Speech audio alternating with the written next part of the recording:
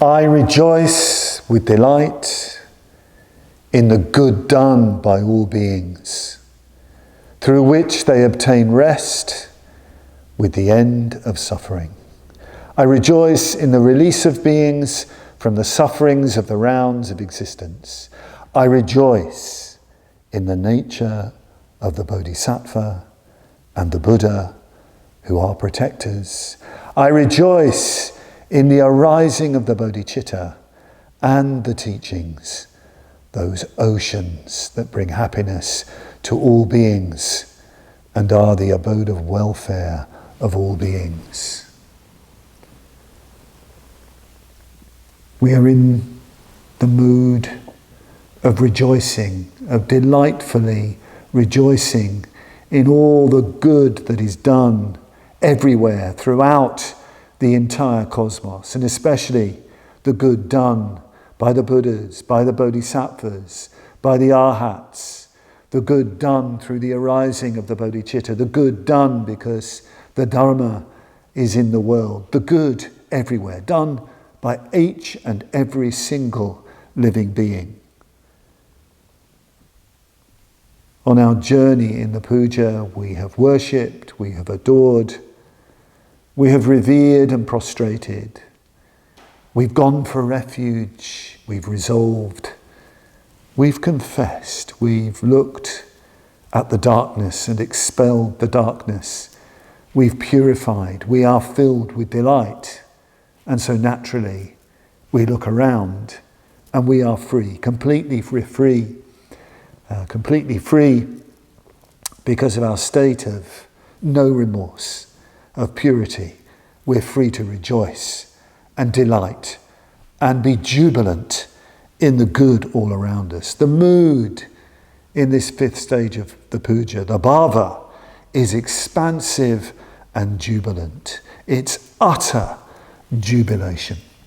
We are rejoicing at the Buddhas and the Bodhisattvas. We're rejoicing. We can bring to mind, our friends and all the good that they've done. We can bring to mind all those people in the world. We don't even know these people. Perhaps we read stories about them in the news. Perhaps we've heard about them in our town, in our street. Ordinary people. They're not Buddhists or anything like that, but they do good things. They do good things. And we rejoice.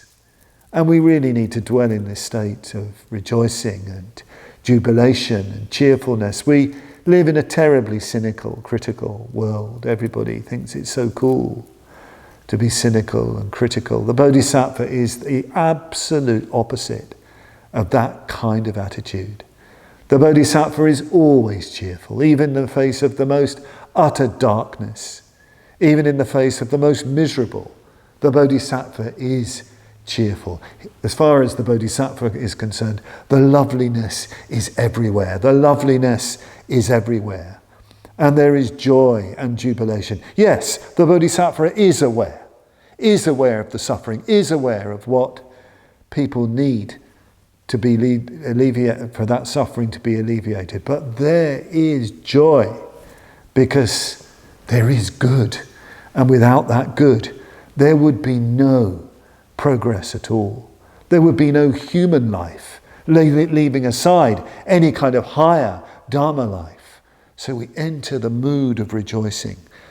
In the Perfection of Wisdom, there is a wonderful section which Edward Conser calls the Range of Jubilation. It describes the Bodhisattva's practice of rejoicing and the way the Bodhisattva not only rejoices but gives away, if you like, the effect of that rejoicing for the benefit of the entire world.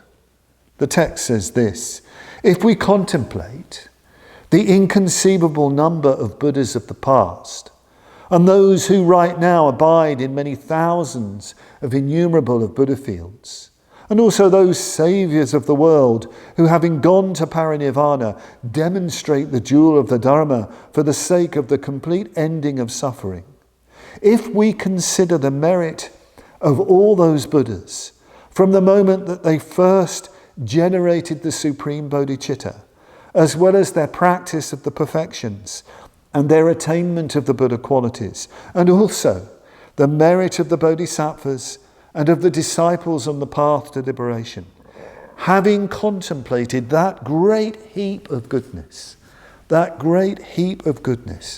the Bodhisattva rejoices and delights in all of it, is jubilant about that goodness, and then turns all that goodness and all that rejoicing over to the enlightenment which results in the highest good for the entire world.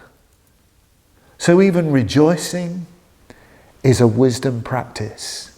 Rejoicing is a bodhisattva practice. Rejoicing, expressing jubilation in all of the qualities of Buddhahood, is bringing goodness into the world. It's amplifying, magnetizing the good in the world. We need to constantly rejoice every day, not just in our puja, but every day. When you're with someone, make it a practice. Make it a practice at least once a day, at least 3 times a day, 10 times a day. Rejoice in the merits of someone.